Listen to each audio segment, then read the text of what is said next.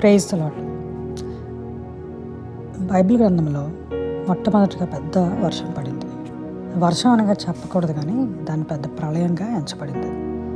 ఆ ప్రళయాన్ని దేవుడే తీసుకొచ్చారు. ఎందుకంటే అప్పుడు ఆ సమయంలో పాపం చాలా పెరిగిపోయింది.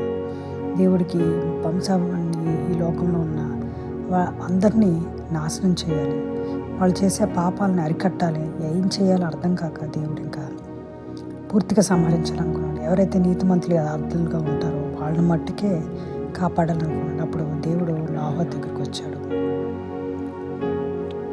ఆదికాండం 6వ అధ్యాయం 6వ వచనం. తాను భూమి మీద నరులను చేసినందుకు యెహోవా సంతాపము నుండి తన హృదయంలో నొచ్చుకున్నాడు.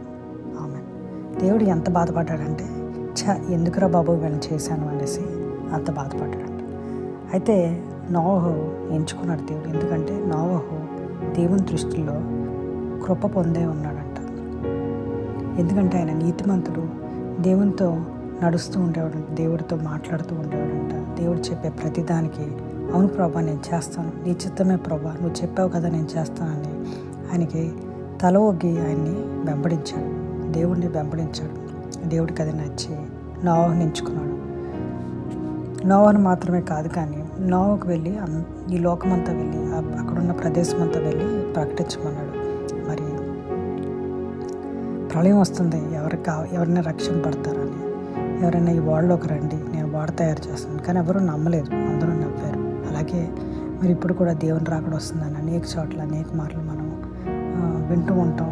అనేక మంది పాస్టర్లు కానీ దైవజనులు కానీ చెప్తూ ఉంటారు. కానీ మనం కూడా చాలా ఎగతాళిగా తీసుకుంటూ ఉంటాం. మనలో చాలామంది ఏమొస్తాడులే దేవుడు, ఇంకా చాలా సమయం ఉంది అని. కానీ దేవుడు వచ్చే సమయంలో మనం సిద్ధపడుతూ ఉండాలి, సిద్ధపడుతూ దయచేయాలి. ఇది ఇప్పటికే జరిగిన సంగతి. మరి రెండో రాకడ కూడా వస్తుంది. ఆ లోపలనే మన పాపాలను ఒప్పుకొని మనం దేనికైతే పరిగెడుతున్నాం, ఏం చేస్తున్నాం అనేది ఒకసారి మనం యోచించుకుని ఆలోచించుకుని మన తప్పులన్నిటి నుంచి మనం వైదొలిగి దేవుణ్ణి నిజంగానే యేసుప్రభువు నిజంగానే పరిశుద్ధంగా